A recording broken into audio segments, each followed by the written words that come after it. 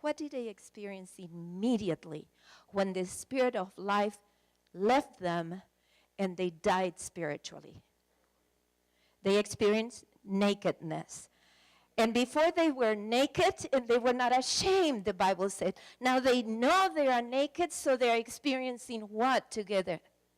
Shame. They are experiencing toxic, terrible shame to the core. And they do what? First of all, they try to cover up, with leaves. And then they go and hide. And when God calls and says, Adam, where are you? What did Adam answer? I was afraid. I hid and I was afraid because I was naked. And so God asked, who told you that? How did it come? And all of that. What happened, in other words? And what did Adam say? The woman that you gave me. Yeah. Let me ask you a question. Was Adam honest?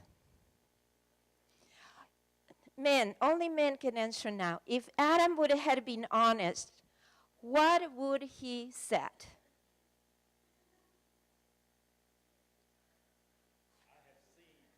Thank you, sir. What is your name? Jacob. Jacob, I like you. Man, this is one of the greatest problems that we have. See, separated from God, we act as fools.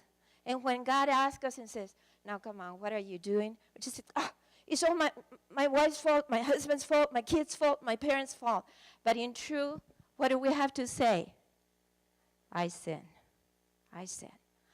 So at the very beginning of God's creation, the beautiful creation in which we were created by an indwelling God inside of us that gave us God's thoughts, God's feelings, God's way of speaking, God's way of acting, we lost it. And the whole human race was impregnated with the opposite spirit. And when we speak of fear and shame, I would like to say that these two demonic powers are some of the most powerful demons in the world. Shame is something that everybody experiences no matter what your home experience is, how well you were treated. You are ashamed of a long nose, of a short nose, that your mom sewed your clothes instead of buying your clothes, that you were different. Maybe you were abused. Maybe your parents divorced. Maybe, name it. Shame is a common experience for all of us. It doesn't matter what happened in your childhood. Your experiences, your traumas will increase the shame, but we have inherited shame, and we also have inherited fears. Do you know what is the commandment most repeated in the Bible?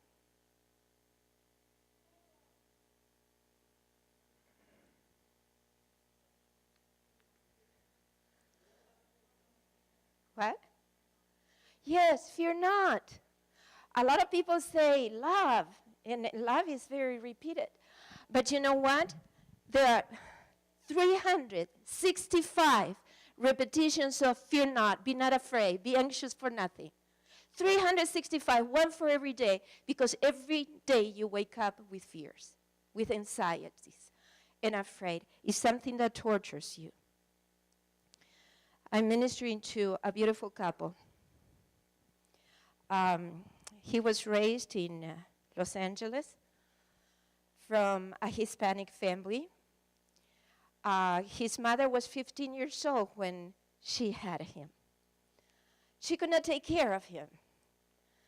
She was living a different life in drugs and in the streets. So he was raised by his grandparents. His grandparents were both alcoholics.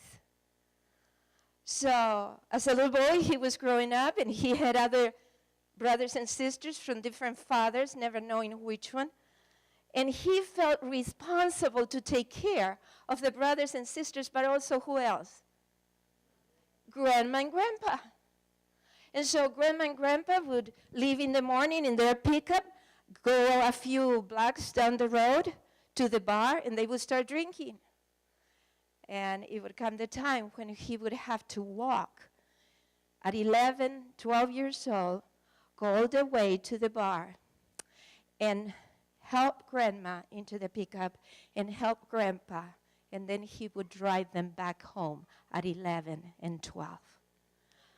How do you feel that child felt? Any shame? Any fears?